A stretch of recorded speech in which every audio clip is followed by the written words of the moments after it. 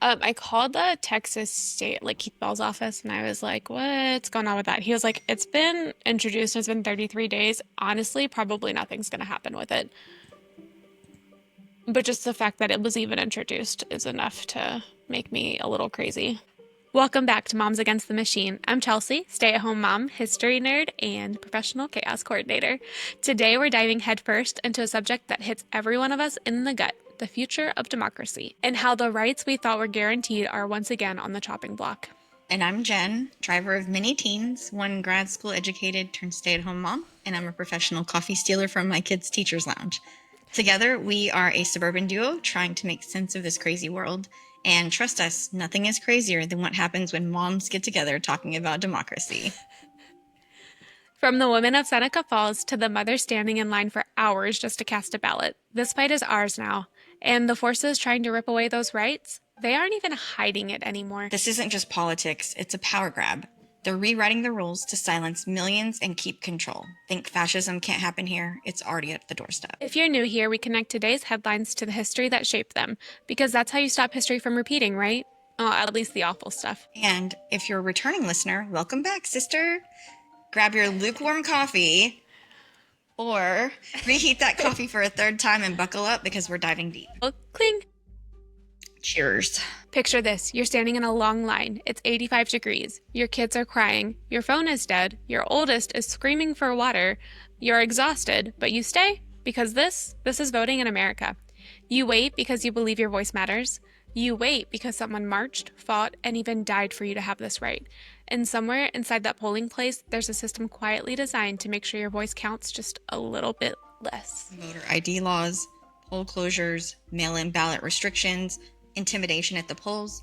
They call it election integrity, but we know the truth. It's modern-day suppression with lipstick on. Lipstick on a pig? Yep.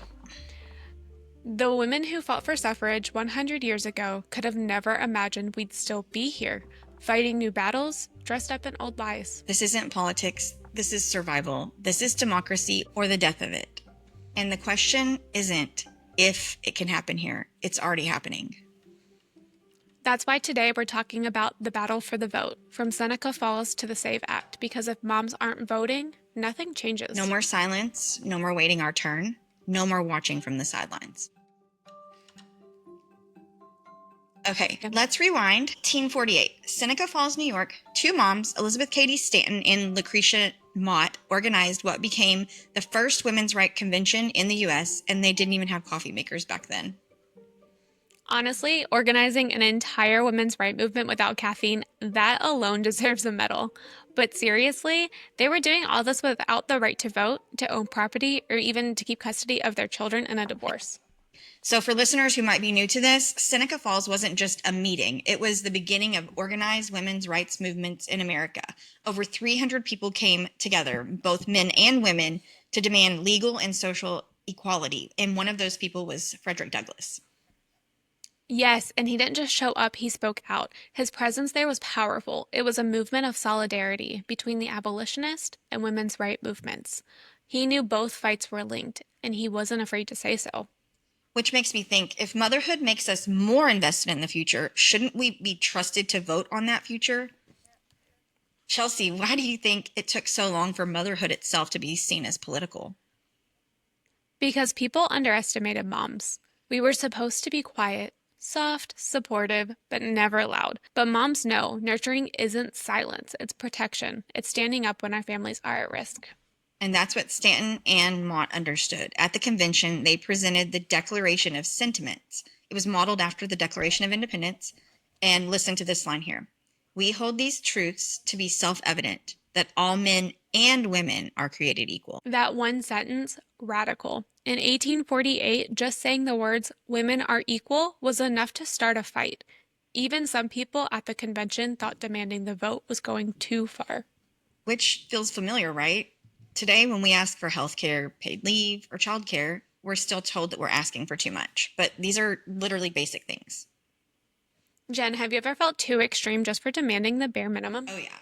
I've been called radical for wanting fully funded schools. I've been called radical for wanting health care that won't bankrupt our family. But that's not radical. That's mom math. It's survival. And if that makes me radical, so be it. I love that. And speaking of radicals, let's talk Susan B. Anthony. She joined the fight after Seneca Falls, and she came in blazing. She was arrested in 1872 for voting illegally. And then when she went to trial, she stood her ground. She said, "It was we, the people, not we, the white male citizens, nor yet we, the male citizens, but we, the whole people, who formed the Union." She didn't just challenge her arrest, she challenged the idea that citizenship and voting were separate. She knew they belonged together. And she wasn't alone. Sojourner Truth, formerly enslaved activist preacher, stood on stages where people didn't want her to speak. She demanded that the fight include Black women too. I have borne 13 children and seen most all sold off to slavery. And when I cried out with my mother's grief, none but Jesus heard me, and ain't I a woman? That quote never gets easy to hear. She wasn't just fighting for votes, she was fighting for her children, for survival. It's so important that we note that suffrage was not just a white woman's movement. Black women, immigrant women, Native women, they had to fight even harder. The 19th Amendment came in 1920, but many women still couldn't vote safely until the Voting Rights Act of 1965. And even now, voter suppression is alive and well. Chelsey, how do you see voting as a part of your motherhood? Every time I vote, it's for my kids. Their schools, their healthcare, their safety. It's not just my voice, it's theirs too, and I bring their future into the voting booth with me. Because our vote shapes the world. And that's why these women, Stanton, Mott, and Anthony and Truth, weren't just suffragists. They were visionaries. They didn't fight just for the ballot, they fought for justice. Seneca Falls lit the match, but it's up to us to keep the fire burning. And as moms, that fire lives in us now. Mike, we've touched on Seneca Falls, the spark that lit the fire, but let's dive deep into the woman who carried that torch forward with fierce determination, Susan B. Anthony. Susan B. Anthony wasn't just a suffragist, she was an institution. I mean, people today might recognize her name mostly from the coins our grandmas collected. But this woman was seriously radical for her time. And Jen, you mentioned her arrest earlier. I think we've got to unpack that one. So in 1872, Susan, who was at the time already a well-known advocate for abolition, women's rights, decided that enough was enough. She walked right into her local polling station in Rochester, New York, cast her ballot for the presidential election, and just waited. She knew exactly what she was doing. Can you even imagine? She knew they'd arrest her, and they did. They put her on trial in this massive spectacle. People packed the courtroom, mostly men who thought she was completely insane. But Susan stood tall, calm as can be, as they accused her of unlawfully voting. And then whenever the judge declared her guilty without even letting them deliberate, Susan did not go quietly. She stood up right there in the courtroom and delivered one of the most powerful statements in American history. "I shall never pay $1 of your unjust penalty. Resistance to tyranny is obedience to God." And let's just sit with that for a second. Resistance to tyranny is obedience to God, not obedience to a king, not obedience to a political party, and not obedience to a broken system. Susan B. Anthony stood in a courtroom, surrounded by men who laughed at her, jailed her, silenced her, and she still dared to say, "You're wrong, I'm right, and history will prove it." I feel like we say that a lot right now, too. That's not just bravery, that's conviction. That's what real patriotism looks like. The kind that doesn't worship power, but demands justice. She was fighting to win favor. She was fighting to be heard by the future, and we are the future she fought for.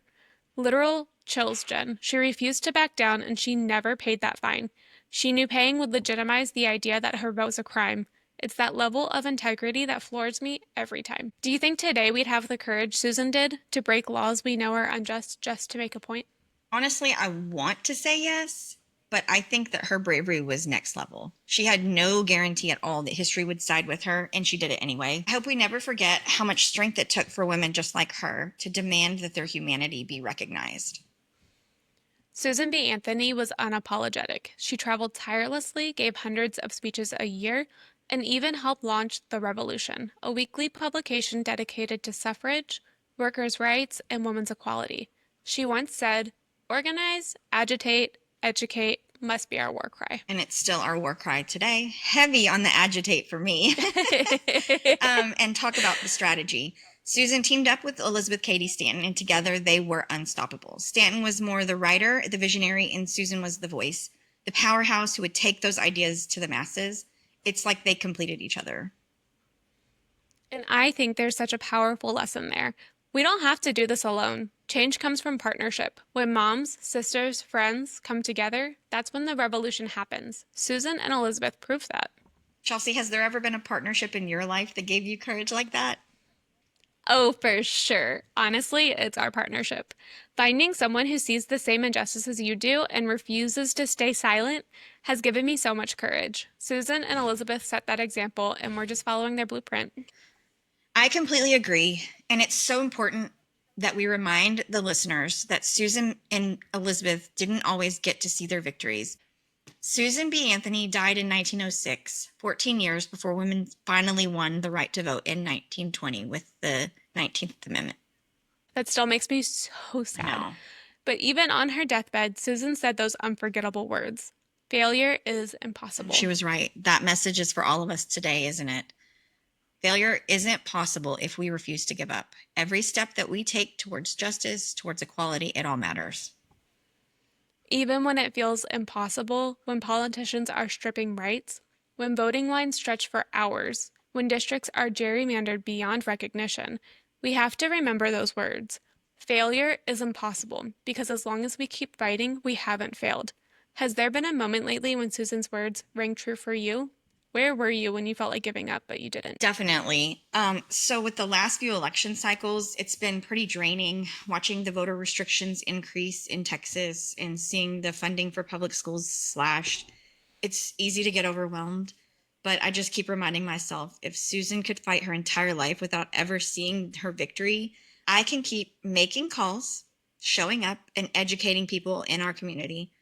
She fought a marathon, and I can at least run my leg of the relay. Even if it's backwards. Exactly. When it feels that way. I love that imagery, Jen. The relay. We're part of the same relay team that Susan started over a century ago. The baton's in our hands now, and our daughters are watching. They're learning from us, from how we vote, how we speak up, and they will carry that baton after us. We owe it to Susan, to all of these women, to run as hard as we can for as long. Now that we've honored Susan B. Anthony, we need to talk about another powerhouse, one who demanded space in a movement that didn't always make room for her. Sojourner Truth. I think it's such an important part of history. Sojourner Truth was a formerly enslaved woman, a preacher, an advocate who knew what true equality meant for all women, not just white women with money and influence. She wasn't invited to most suffrage meetings. She was often silenced or sidelined. But in 1851, at the Women's Convention in Akron, Ohio, she took the stage anyway and gave the speech that would echo through generations. Ain't I a woman? And she didn't come with a speechwriter. She didn't have a platform. She had a lived experience and raw truth. And that was much more powerful than any script. She stood in front of a room, mostly of white women and white men, and reminded them that their fight for women's rights could never be real if it didn't include Black women. That's still something we're reckoning with today. Absolutely. She talked about being a mother, about working like a man in the fields, about being sold and beaten, and yet still being denied basic rights. Her words cut straight to the hypocrisy of the system. I have borne 13 children and seen most all sold off to slavery. And when I cried out with my mother's grief, none but Jesus heard me. Ain't I a woman? It still hits every time we read it. It really does. Sojourner Truth forced the suffrage movement and America to look at all of their blind spots. And a lot of these people didn't like it, but she never stopped. She kept showing up. She kept speaking. She worked for abolition, prison reform, and property rights. She challenged white women in the movement to expand their vision, and she was intersectional before the word even existed. And her legacy does remind us that solidarity means more than just showing up for the issues that only affect you. It means listening to people, pushed to their margins, and refusing to let them be erased. And as moms, we feel that deep in our bones. She wasn't just asking for justice, she was demanding it for her children, for all children. She reminds us that motherhood is political and that silence is complicity. Her words, Ain't I a Woman, still challenge us today. They ask us whether we're building a movement that makes room for every woman's story, for every woman's voice. We can't claim progress if our feminism isn't inclusive. We owe Sojourner Truth more than just remembrance. We owe her action. Okay, Chelsea, buckle up, because we're diving into the life and legacy of Ida B. Wells, a woman who embodied courage, clarity, and a relentless passion for justice. I have been looking forward to this all week. Ida B. Wells was one of those voices who, when you first learn about her, it kind of shakes you awake, you know? She was absolutely fearless. Fearless is exactly the word I would use. She wasn't just fighting for women's rights, she was actively taking on the brutal racism of the Jim Crow era. Her life story feels almost unreal, like a movie script, except every single word is true. For listeners who might not be familiar, Ida was born into slavery in Mississippi in 1862. When she was 16, tragedy struck. Her parents and a sibling died from yellow fever. Ida became an instant mom to her younger siblings. She dropped out of college, lied about her age to get a teaching job, and held her family together. And that's just the beginning. Her life was shaped by a refusal to stay silent, even when speaking out was dangerous. Like when she took on the segregated train cars in 1884, long before Rosa Parks. Ida refused to give up her seat in a ladies' car reserved for white women. She was forcibly removed and even bit the conductor. I, Sorry, I couldn't hold my laugh back because I knew it was I coming. know. I mean, talk about fighting back. She actually took the railroad company to court and initially won the lawsuit, although later it was overturned. But it put her name on the map. It showed her that resistance and the legal system could be powerful tools for justice. Do you think Ida's willingness to literally bite back is something we could all channel a bit more today? I'm so sorry. Absolutely. I love her. What an I'm icon. feral AF. Ida teaches us that there is a time for civility, but there's also a time for righteous anger. Sometimes you have to bite back, metaphorically anyway. We can't be afraid to call out injustice. Ida made that very clear. Ida's biggest fight came from when three of her closest friends, successful black businessmen, were lynched by a white mob in Memphis in 1892. By the way, did you see that the church was just burned down that MLK used to No. preach at in Memphis? Yes, they just burned down a church. Um, Sorry, that was really heavy. She refused to let their stories be forgotten. Ida wrote powerful investigative journalism, exposing the horror of lynching. She published names, facts, and stories, risking her own life to get the truth out. The way to right wrongs is to turn the light of truth upon them. Ida B. Wells. And her truth telling got her targeted. Her printing press was burned down. Her life was threatened repeatedly. She had to flee the South for her own safety, but she still never stopped speaking out. And let's remember, while she was relentlessly fighting racism, Ida was also deeply involved in the suffrage movement. She was a founding member of the NAACP and actively challenged the racism even within the suffrage organizations themselves. Ida also refused to march separately at the famous 1913 Women's Suffrage Parade. The white suffragists told the black women to march at the back to appease the Southern racists, and Ida said nope. She stepped right into the parade, marching side by side with her Illinois delegation. And she should Yeah. have too. There's no reason to separate, especially when you're all The fighting for same the cause. same right. Yeah. Like, come on. Yeah, that's when you join hands, no matter what. I think about that moment a lot because even within movements we support, sometimes there's discrimination or exclusion. Ida showed us you can and must fight injustice wherever you find it, even among your allies. Chelsey, has there ever been a moment like Ida's where you had to stand up even when you felt really uncomfortable? You know, Jen, the discomfort Ida must have felt is something we all feel at times, not not at that level. I have not had to face something at that level, but I do feel we're called to the same courage to speak truth even if our voice shakes. Ida's example gives me strength when I'm scared to speak up in our rural red communities. Exactly.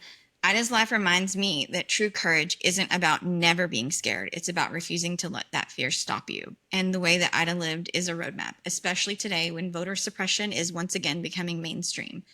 When lawmakers target minority communities through gerrymandering, voter ID laws, and intimidation, that is the same struggle that Ida fought against over 100 years ago.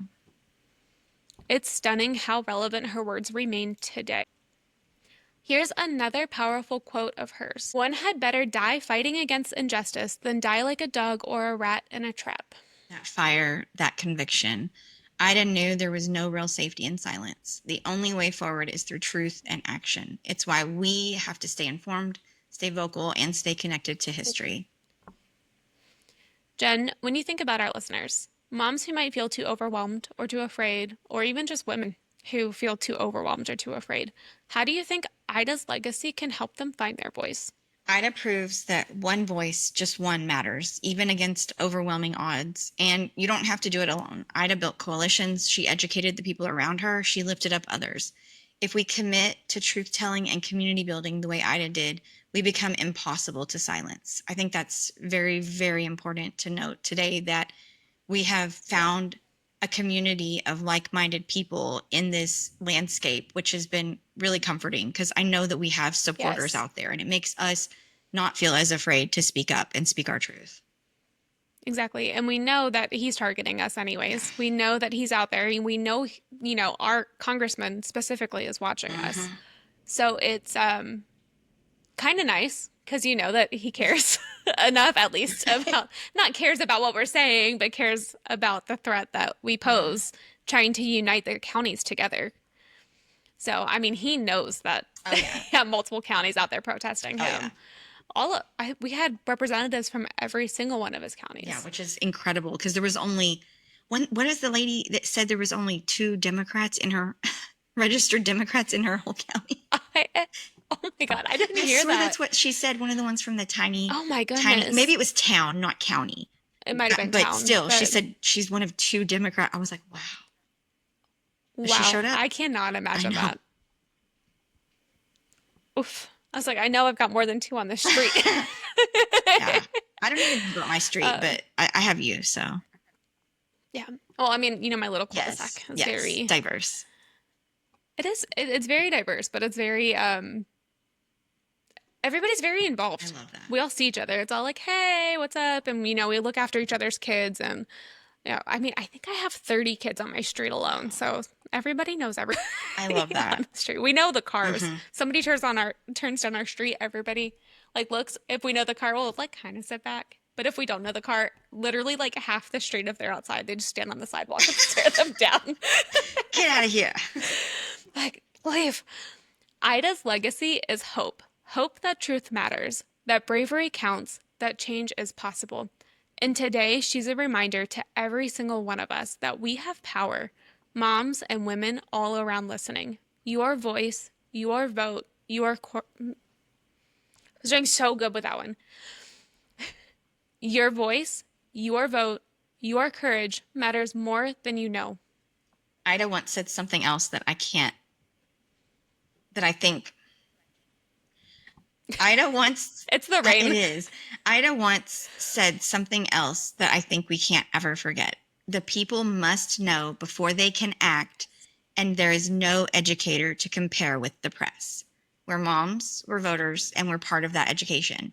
We share Ida's mission every time we speak up and every time that we share these stories. And what really sucks right now is that while we have the press, it's all independent journalists that we're getting the actual truth Yeah, from. It's not big media, which is it is crazy. I terrifying. know, especially if they start suppressing those independent journalists. I know. Coming up next, we'll honor the legacy of Alice Paul, who went to unimaginable lengths, arrest, hunger strikes, imprisonment to secure our rights at the ballot box. Ida lit the torch, Alice carried it to the gates of power and didn't knock politely. She kicked them open. If you don't know Alice Paul's name yet, by the end of today, you're going to wonder why every kid in America doesn't grow up learning about her. I I hadn't heard am of her. so mad I never I learned know. about her. Alice She Paul was, was a oh, strategist, a warrior, a woman who redefined what it meant to demand justice and to refuse to settle for anything less than equality. she wasn't content with polite petitions and quiet waiting. Alice believed in confrontation. She organized protests. She led picket lines outside the White House, the first group ever to do it. And when President Wilson refused to endorse women's suffrage, she made sure the whole country saw it. Why? She called him out publicly in a way that no one dared to do at that time. Banners that read things like, Mr. President, how long must we wait for liberty? And hung them right outside the gates of the White House. I love her so much. This is my favorite. And they didn't just stand there quietly. When Alice Paul and the Silent Sentinels refused to move, they were arrested under false charges of obstructing traffic. But they didn't go quietly. Alice and dozens of women were thrown into a workhouse prison. brutally treated, denied basic rights, and still they refused to break. She also led a hunger strike in prison. She was force fed through tubes that were rammed down her throat, a torture tactic that was used to silence her. Imagine believing so deeply in a cause that you're willing to risk your life for it. Not just your freedom, not just your safety, your life. They thought they could shame her, silence her, but instead they made her a martyr and a movement. The brutal treatment of suffragists hit the newspapers, and the outrage grew too big to ignore. I can't imagine if something like that was happening right now. I mean, imagine we have Kilmar Abrego Garcia that got deported without due process, along with, 236 other people. And there's massive outrage. But if they had that happening, like right here in the US, and they were finding out about that on top of that right now, insanity it would ensue. I think we would be out in the streets Yeah, day and I think night. so too. But what makes me scared is the group of people who aren't paying attention, because a lot of people are I know. not. They're so Yeah. overwhelmed. They may agree with us, but they're so overwhelmed they won't touch anything and they're scared to get involved. And I get it. 2 years after Alice Paul's brutal imprisonment and hunger strike, Congress passed the 19th Amendment. Women finally won the constitutional right to vote in 1920. If there's one lesson you think moms like us should take from Alice Paul's story, what would it be? To never apologize for demanding your full humanity. Alice Paul didn't settle for crumbs. She didn't wait her turn. She didn't tone it down to make anyone comfortable. She stood for the truth, and she didn't care even if it rattled the powerful. Exactly. She wasn't just asking for the right to vote, she was demanding the right to full citizenship, the right to shape the future for her children, her country, and herself. In some of the things that she said, there will never be a new world order until women are a part of it. I always feel the movement is a sort of mosaic. Each of us puts in one little stone. It is incredible to me that any woman should consider the fight for full equality as a temporary phase to be soon ended. And Alice didn't stop after the 19th Amendment. She kept fighting. She drafted the Equal Rights Amendment. Yes, the same Equal Rights Amendment that we still haven't ratified today. I still can't believe we're still fighting that I fight. know. Still fighting the same fight that she was fighting. Imagine fighting for your whole life, winning what everyone said was impossible, and still looking forward and saying, we're not done yet. That's Alice Paul's legacy. And that's the kind of legacy that we owe our daughters, our sons, and ourselves, honestly. Moms and women listening, never doubt your voice, never doubt your power. Alice Paul didn't, and because she believed and because she refused to yield, we are standing here today. This fight didn't end in 1920. It didn't end in 1965. It's ours now. Let's carry it forward with Ida's fire, with Susan's courage, and with Alice's relentless hope. Failure is impossible as long as we keep fighting. This gives me like so much just fire in my soul right now. I know, but it makes me These sad women were because amazing. they did so much and we just haven't moved the needle forward enough. Yeah, I think we kind of became complacent as just a gender. Yes. I think we've put a lot of people in danger because we became I complacent agree, too. which is another reason I was arguing on a live with somebody. It was a native person. He came up and he said, "Don't speak for me." And I said, "I'm not speaking for you. I am using my privilege to amplify voices for voiceless people who are scared to speak out. And if you don't want me to speak for you, that's fine. I'm not speaking for you. I'm not speaking on behalf of you. But I am speaking for those people who can't get out in the streets and protest." Yeah. It's like I like to give everybody a voice and I want everybody's voices to be heard, but if you need help amplifying it because they're just not hearing you well enough, I'm ready to take that on now. I didn't know why I wasn't ready to take it on before, but I definitely am now. I think because, like you said, we were complacent because things were okay and we were comfortable. And despite his first presidency, I didn't think he was going to be able to run again, honestly. That's why I got complacent. I didn't either, not after the insurrection. Right. I had no clue until I started seeing that he was really planning on running, and then I got very active at that point. Yeah, I was like, there's no way the GOP was let him run That's again. what I thought too. It's baffling. Yeah. I don't think they had anybody that was going to make a big of enough splash. I think the Heritage was just pushing to have whoever was going to win. To push theirs. Which, I mean, I guess that's what you do, but if it's not the best candidate. It's a terrible candidate. Yeah, so was JD Vance. Oh, yeah. Did you see their the cabinet meeting today? They had a No. cabinet meeting today, and then did you see his interview with the NBC guy? ABC ABC? guy. Are you talking about Trump? Yes. Yeah, I did. And that was amazing. And he was like, I honestly picked you because I'd never seen your name before. And that was a mistake. But he said it has MS-13 on his knuckles. I'm like, no, that It's was like, photoshopped on. that's photoshopped. And he was like, so you're telling me that's photoshopped? Someone Yeah. imposed, like, it was literally supposed to be showing that those symbols stood for that, right? That Yeah. was what someone was indicating. And he thought that that was literally what was on his knuckles. Like, Yeah. what? I think they did that just that way he wouldn't push it and he would agree with them Yeah, because Trump is an he idiot. really is. Oh, I don't know how we got here. me neither. We did, but oh man. I mean, I've seen it. I've seen it. In the more history books I read, I understand it. It's But it's still it's unsettling. But I think the scary part is the way that the white men can be indoctrinated by these like pod bros, like the podcast yeah, like bros, the the red college pill. kids and Yeah, stuff. and so it's scary that there's a whole generation of them that are going to set us back even further if something doesn't change. And that really scares me for my I daughter know. too, because when she starts dating, like, I know she's going to be dating a guy that hopefully is not going to be red pilled. And hopefully at that point, we're going to be past that. And I want to teach her, To look out for these things, further. ask these Yeah. questions. Because I have friends now that are dating and I'm like, okay, well, make sure, that they're not a Republican. Right? Like, well, that's such an awkward thing to bring up. And I Mm, was like, mm. you're, no. I was like, if you bring it up and he agrees with you, um, that's a green So, flag. so If for you bring me, it up and he gets really mad then about it, just be just like, ditch you're done. You're it. done. For me, I'm Yeah. literally like, wait, are you a Trumper? Like, Yeah. what? I can't believe that I'm friends with someone who's a Trumper. Yeah. My very first question, if I was dating in today's world, who did you vote for? Yeah. Oh no.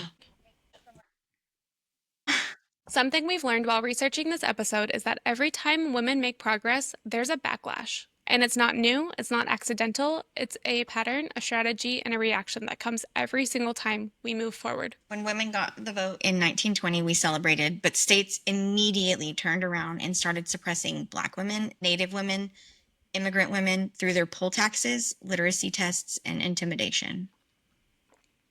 When the Voting Rights Act passed in 1965, states found new ways to suppress the vote. Gerrymandering, felony disenfranchisement, strict voter ID laws, and now in 2025, we are watching that same backlash happen again in real time. The SAVE Act is just the latest version. New name, same game. They call it election integrity, but really it just throws paperwork at poor people, new voters, and especially married women who have changed their name. You can vote in every election for 20 years and still be flagged because your name doesn't match a document from when you were born. And let's not forget Texas Governor Greg Abbott. He's already tried this exact tactic, claiming thousands of non citizens were removed from the voter rolls. But ProPublica and the Texas Tribune found he had removed U.S. citizens too. Real people, real voters. So let's just call this exactly what it is: a coordinated, strategic attack on voting rights, a backlash that always comes after progress. And who gets targeted? Moms, working women, voters of color, people who don't have time to jump through all these bureaucratic hoops. This isn't just some random swing of the political pendulum. It's a backlash designed to wear us down little by little until we stop showing up. But here's the thing, we're not going anywhere. Our vote is our voice, and they wouldn't be trying so hard to silence us if it didn't matter. When Alice Paul said, "It is incredible to me that any woman should consider the fight for full equality as a temporary phase to be soon ended," she was warning us the fight isn't over. The backlash is part of the battle, and we are part of the resistance. Okay, now we take this fight straight to the present day. We're talking about the politicians that write these bills, the systems that are enabling them, and how moms across Texas are refusing to back down. Buckle up, the gloves are off. Here's the thing about progress. Every time we get close to equality, the backlash shows up with a new name and a longer leash. We've talked about the Equal Rights Amendment. Let's walk through how it's still being held hostage, even now. In 2020, Virginia became the 38th state to ratify the ERA, and that should have been it. That should have been our moment. but instead of celebrating, we got stalled. In January of 2020, Trump's Department of Justice said it was too late. In February of 2020, the House votes to remove the deadline. In 2023, a federal court tossed the case. And in 2024, the U.S. archivist said the ERA can't be certified without Congress. And in January of 2025, Biden's last few days, he said that the ERA should be ratified, but it's symbolic because nothing has changed. It was an empty gesture at the end of his presidency, and I will never forget that. It's one of my biggest just sadnesses from that time, besides the fact that we were also inaugurating Trump in, but just that the women's rights weren't ratified. 100 years after Alice Paul wrote the ERA, and we still can't get basic gender equality into the Constitution. They're coming for the ballot box. Enter the SAVE Act. It passed the U.S. House in April of this year, and it's now headed for the Senate. On paper, it's about preventing non-citizens from voting.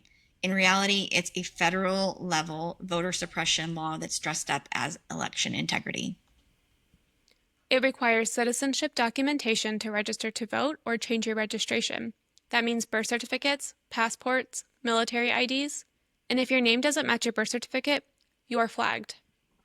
That includes millions of women, married women, divorced women, trans people, immigrants. It's an estimated 69 million women and 4 million men don't have the documents that match their legal name, and over 21 million eligible voters don't have their documents readily available.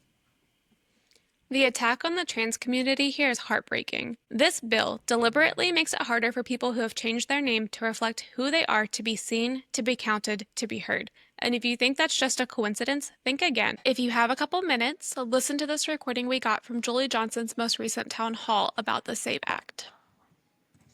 But it's a mess in the application. It says we only want citizens to vote in our elections. Well, that's the law now. We want citizens to vote in our elections. And the problem with what it does is then what's wrong with showing your birth certificate or showing your passport to be able to register and vote?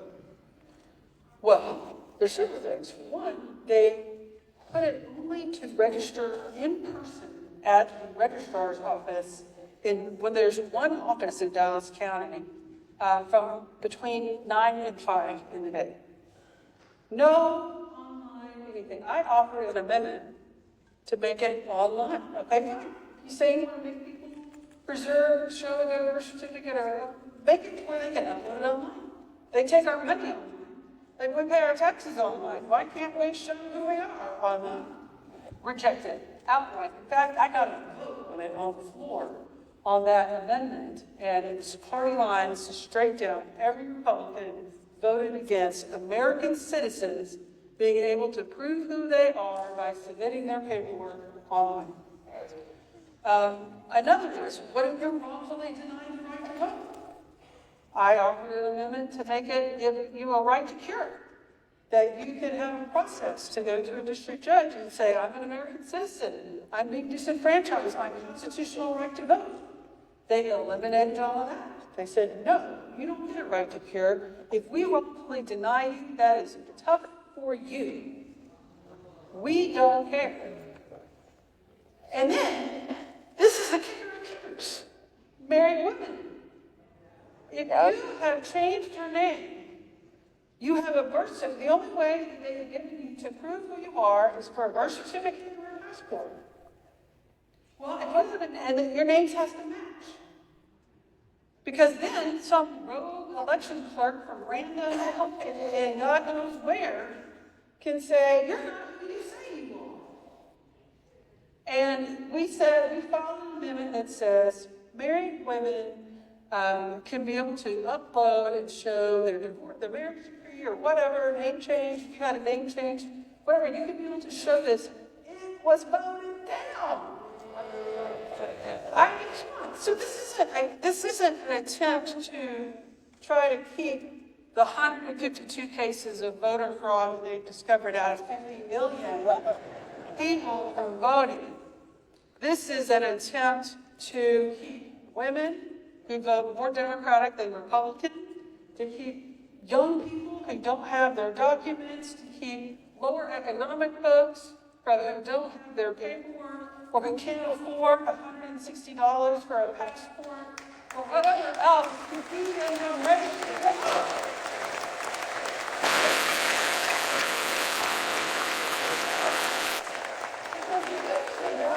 Those things, then they should have accepted our amendments. Right? They should have removed these barriers to register and to vote in this state and in this country. And Texas is already one of the hardest states to live in. But now, now what's going to happen? Used to you have to print off a form and mail it in. That's no good if this passes. Now, I do think it passed the House on a party line vote. I'm very hopeful that the Senate will kill it. And, we have to hope that they do. It's my understanding, in talking with our Democratic colleagues in the Senate, they're going to filibuster it kill it over there. Because it's just an un-American bill. It disenfranchises people who have the lawful right to vote from casting their ballot, and that's unacceptable in this country. This is part of the same strategy we've seen before. In the 1980s, the government targeted the LGBTQIA plus community in silence and shame, and now they're doing it again with law, paperwork, and registration barriers. This isn't about fraud. There is no widespread non-citizen voting. This is about shrinking the electorate to protect power. And the SAVE Act would also ban registration by mail, online, or through drives. The same drives often organized by Black and brown women, moms, churches, and grassroots volunteers, and members of the military serving overseas. And hold on a second, because Mike Johnson said something that really pissed me off. He's terrible. I can't stand him. Sorry, they said they found him on Grindr anyways. Yeah, I know. So that has to be true. there are some things that I will not work hard to disprove. And one of those is J.D. Vance killing the Pope. The fact that he screws couches. Mike Johnson on Grindr. No couch is safe. I would never invite him to my house because I wouldn't want him to sit on my couch. And they're not stopping with Congress because just like we've seen with abortion bans, with book bans, and anti-trans laws, Texas is already mimicking it. Yeah. Okay. I thought I almost found it, and then it just... Oh. All right. Mike Johnson said, "We all know intuitively that a lot of illegals are voting in federal elections, but it's not been something that is easily provable. We don't have that number." Intuitive. Straight out of his mouth. It's not provable. But we know it's happening because it just... We know it's intuitively, we just know it's happening. Yeah, because we know. We absolutely know. Yep. So I saw that this morning, and while I was looking up the SAVE Act, I was like, that quote specifically, and I was like, okay. There's a bill currently on the Texas House floor, House Bill 3936, that takes voter suppression even further. If passed, it would require the cancellation of all voter registrations across the state following each presidential election. Now, I did talk to their office this morning, and he said it was introduced by a freshman, and it has already been on the floor for 33 days, and he doesn't think that there would be any movement past that point because of how long it's taking. But it was referred to a committee, and that's about as far as it's gotten. Just the fact that it is still here is terrifying, and that means that every voter, regardless of how long they've been registered or how often they vote, would be removed from the rolls and forced to re-register every 4 years. No exceptions, no warnings, and that bill explicitly states that these cancellations can't be challenged or reversed. It's a mass disenfranchisement plan hiding in plain sight. And now Texas legislators are mirroring the SAVE Act in their own bills, requiring citizenship documents, banning convenient registration, and making it harder for anyone who doesn't fit a perfect paperwork mold to cast a ballot.